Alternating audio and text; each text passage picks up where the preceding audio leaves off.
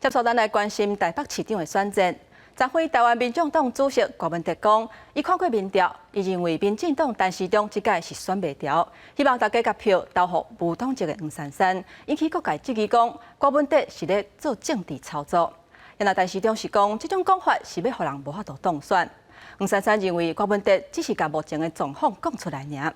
另外，国民党蒋万安伊是无直接做回应，敢若讲重点要是爱看政策。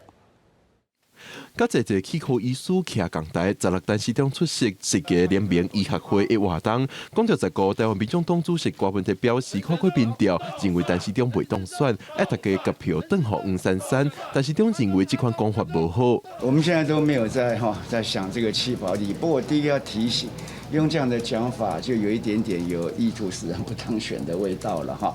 那我们这边还是着重在政策。同时间，报道一黄珊珊到香港市场拜票，进前黄珊珊捌讲，哪里规工在发气保真巧角，现主席大力挺家己的郭文德煞也相像，伊便讲郭文德只是甲现主席的状况讲出来。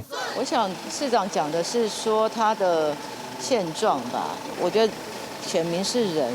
不会因为有人这样说了之后，他就改变选贤与能，所以大家还是要去看说谁是最适合的人选。国民党蒋万安也到签和市场拜票，针对起保议题，蒋万安回应真保守，跟他表示会继续杀政策。柯文哲市长有没有操作弃保，这见仁见智。我想社会各界自有看法，但就如同社会的共识，喜欢谈论弃保的人就是在操作弃保。